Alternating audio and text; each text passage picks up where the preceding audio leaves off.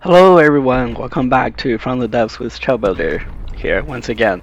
We're playing Barons of the CRAM campaign, basically, using CRAM only units for this super difficult and fun campaign.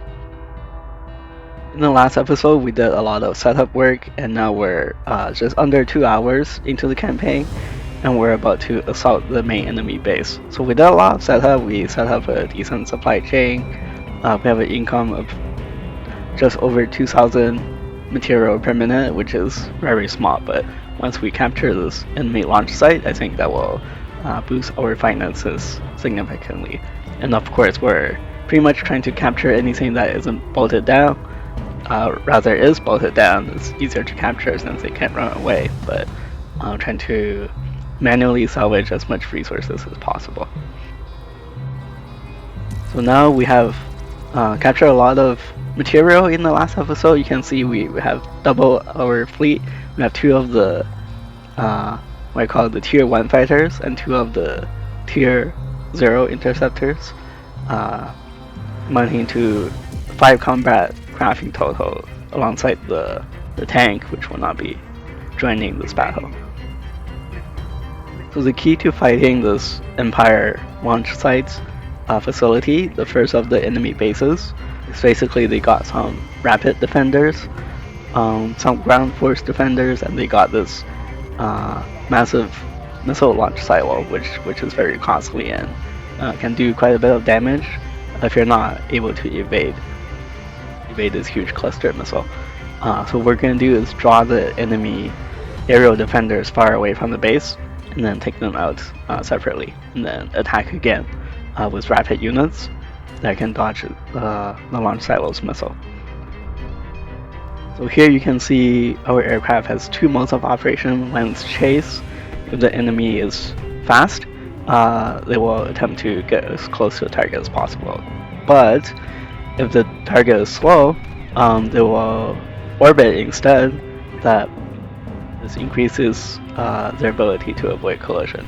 Also, right now you can see they're doing some very dangerous maneuvers, which are not optimal. Here I checked the night curvatura had its guns trimmed, so I decided to not focus on that. Some of these aircraft tend to go very high up outside of the atmosphere, making them less maneuverable when they do. There we've taken out the aero defenders. We sent all the of our fast movers against the launch site.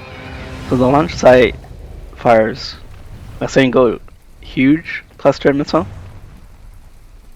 which is very difficult for it to track small agile targets like this.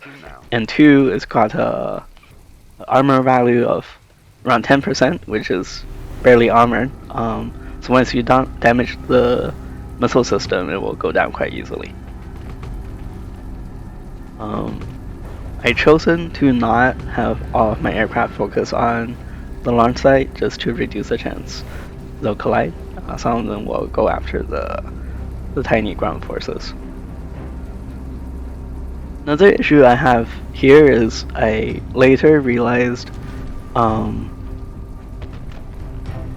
that destroying this base will not grant a reward of resources like in a normal difficulty campaign,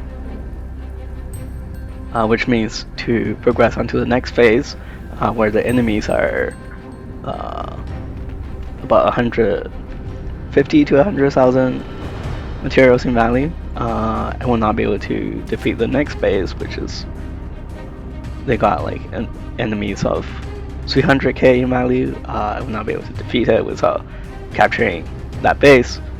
So I ended up having to go down and manually capture that base, which I did not actually record in video, unfortunately. But that base is particularly tricky because it has two AIs.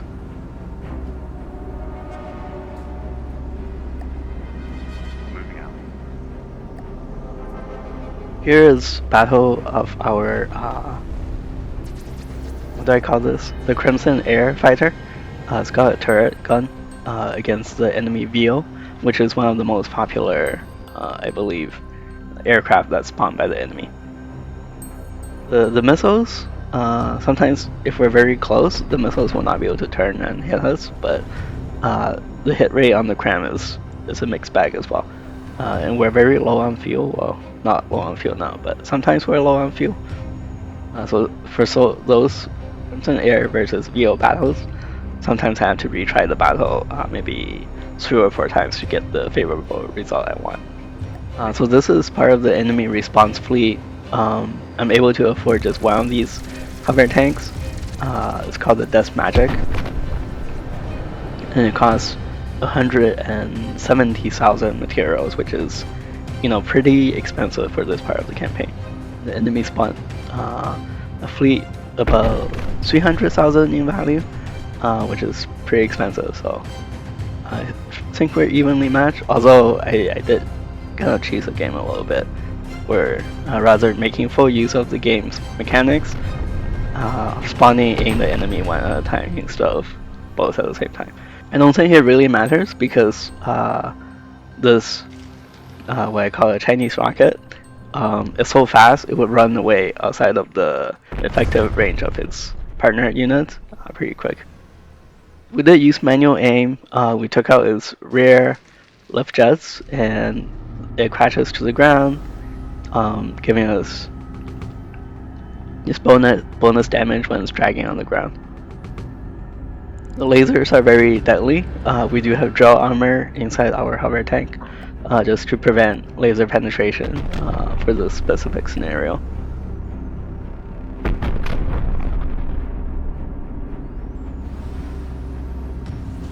This is the other enemy boss craft. It is actually easier to take on using CRAMs if we're able to shoot around this shield and cause damage to the side or top armor of this craft, which is what I'm trying to do here. Just using manual aim. This craft actually got a fairly decent upgrade since last time I saw it a couple months ago. Seems like the creator have fully rebuilt the craft. Either way, it is not a significant threat if you're able to flank it or from the front side deal damage to the side armor. Took a few shots, but that enemy is not able to do meaningful damage to us.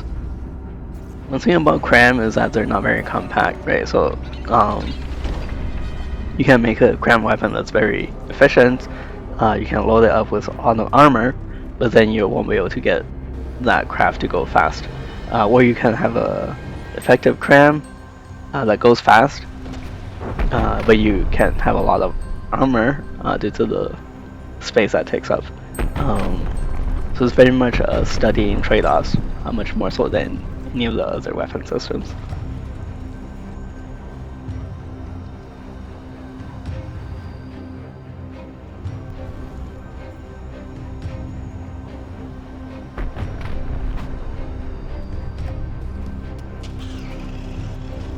Here there are a lot of the small spotter drones that fell with the ship. I decided to pull out my unit and bring the smaller fighters to do bombardment on these guys, because it will not be fuel efficient to keep my larger units running in battle for too long.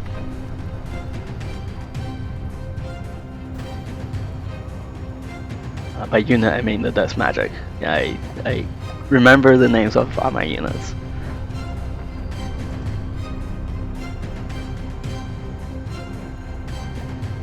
This is the battle for another small enemy base, I believe. It's got some interesting defenders. The VO to Crimson Air battle is always iffy. Sometimes you get a lucky shot, you kill it in one hit like this. Otherwise the chase can be quite long. Maybe the smaller jet would have better luck maneuvering inside the turning radius of the VO, but haven't really tried it that much. Here's the enemy Shackleton.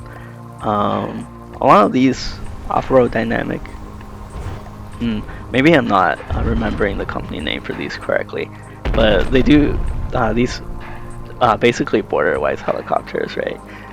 Um, they they kind of have a weak spot of not being able to aim downwards. Regardless, a small pack cannon like that is not very threatening to us. And yeah, they're basically made of metal blocks without too much firepower or agility. We still will not be able to shoot it down with a land unit though. For CRAM weapon, you definitely need to get within 500 or ideally 300 meters of the target. I feel like the longer the game goes on, the bigger units enemies spawn, it's actually easier to shoot down the air units. For CRAM weapons, is really the small units that give us trouble. This one was 2 damage. We did not bother to capture that, and that was a battle.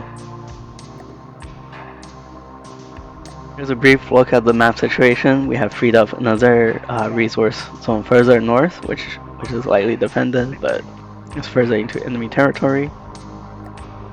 And then we have some large units and a lot of small units to intercept the low-value enemies. The enemy have decided to spend all of their resources to build another Chinese rocket, which is a good investment. I think it's a fairly threatening enemy, but we have designed our death magic to specifically counter this. As you can see, we're knocking out their thrust jets, so their warriors are running away. The lasers don't seem to be able to aim backward too well, or we took out the laser combiner. Definitely landing much better hits on this version of the fight than the previous one. Okay, now it's dropping to the ground, and it's 2 damage. So yeah, we did not manage to capture that craft. It would be nice to be able to do that though.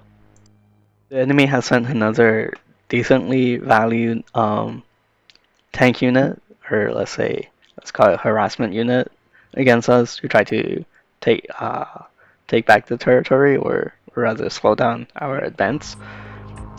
It's about 50k, I think, but we're just sending the hover tank against it. Pretty fun battle. It's just coming very fast.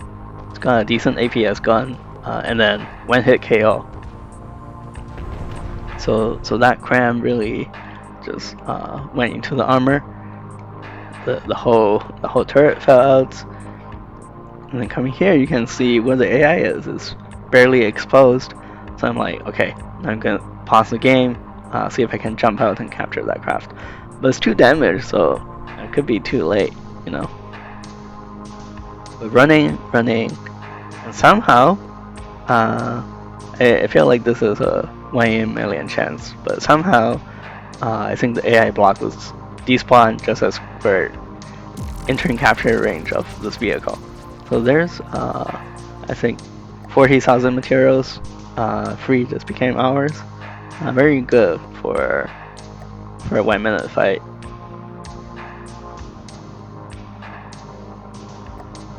Here's the enemies. Here's the Empire's resort town, I suppose. It's got 9 of these houses, and one main house that has a lot of missile launchers under it. So each of the house is worth 6,000 materials, which isn't a lot, but when you add up 9 of them, 50k, which is worth a tier 1 tank or jet fighter.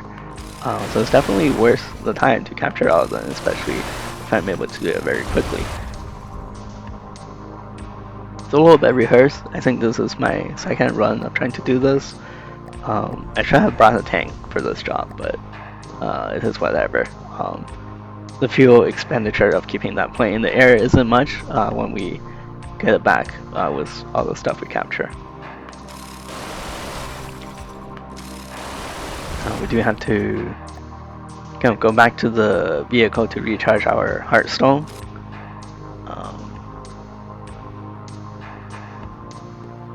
Yeah, it's pretty cool to see.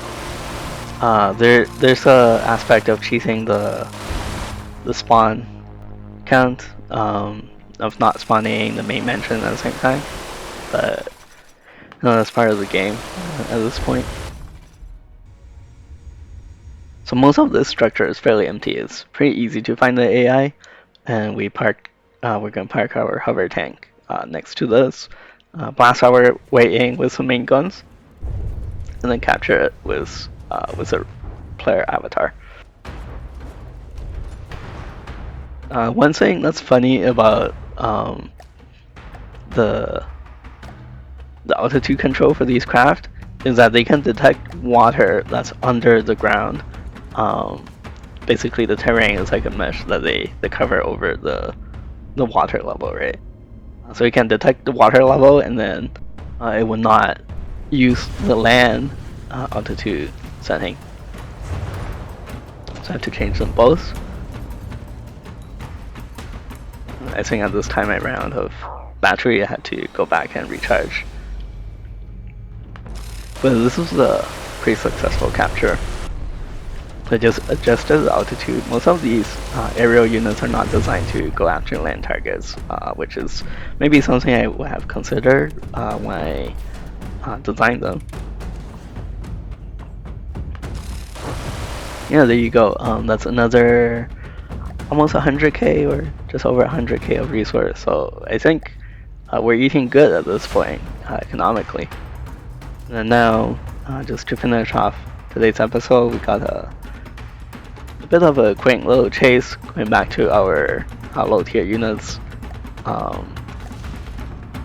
Lehman Russ tank chasing down the Stinger bike, I guess. Yeah, missile bike.